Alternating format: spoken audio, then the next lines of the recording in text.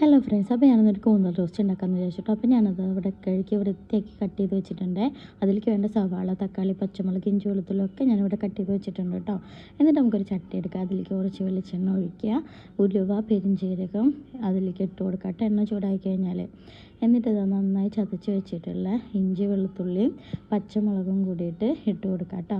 എന്നിട്ട് നന്നായിട്ട് ഇളക്കുക. അതിൻ്റെ ഒന്ന് മൂത്ത് വന്നു കഴിഞ്ഞാൽ നമുക്ക് അരിഞ്ഞ് വെച്ചിട്ടുള്ള സവാള ഇട്ട് കൊടുക്കുക കേട്ടോ.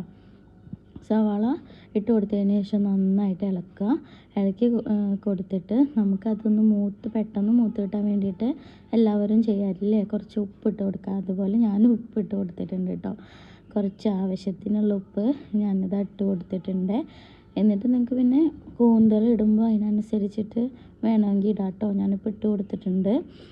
എന്നിട്ട് നന്നായിട്ട് ഇളക്കുക. വാടി വന്നു കഴിഞ്ഞാൽ നമ്മൾ അരിഞ്ഞ് വെച്ചിട്ടുള്ള തക്കാളി ഇട്ട് കൊടുക്കുക കേട്ടോ. എൻ്റെ കയ്യിൽ അത്യാവശ്യം വലിയൊരു തക്കാളി ഉണ്ടായിരുന്നു, അതുകൊണ്ട് ഞാൻ ഒരെണ്ണം തന്നെ എടുത്തിട്ടുള്ളൂ കേട്ടോ. പിന്നെ കൂന്തലും കുറച്ചുള്ളൂല്ലോ, അപ്പോൾ അതിനനുസരിച്ചിട്ട് എടുത്തിട്ടുള്ളേ. അത് നന്നായിട്ട് ഇളക്കി അതൊന്ന് ഉടഞ്ഞ് വന്നു കഴിഞ്ഞാൽ മസാലകൾ ഇട്ട് കൊടുക്കുക കേട്ടോ.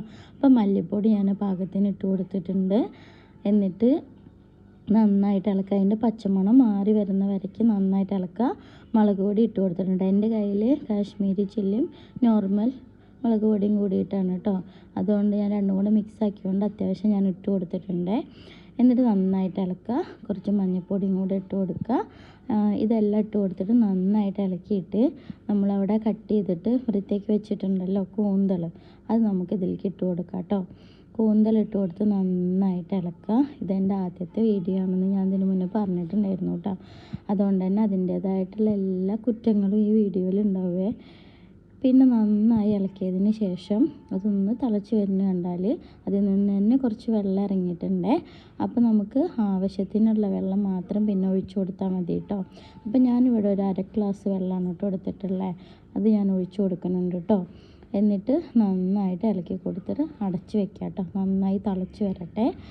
ഒരു 10-15 മിനിറ്റ് ശേഷം നമുക്ക് തുറന്ന് നോക്കി കഴിഞ്ഞാൽ അത് നന്നായി തിളച്ച് മസാലയൊക്കെ പിടിച്ച് സെറ്റായിട്ടുണ്ട് കേട്ടോ. അപ്പോൾ ഞാൻ അതിൻ്റെ മീതയ്ക്ക് കുറച്ച് കറിവേപ്പിൻ്റെ ഇട്ട് കൊടുത്തിട്ടുണ്ട്. എന്നിട്ട് കുറച്ച് പച്ച വെളിച്ചെണ്ണ ഞാൻ അതിൻ്റെ മീതെ കൂടെ ഒഴിച്ച് കൊടുക്കുന്നുണ്ട് കേട്ടോ.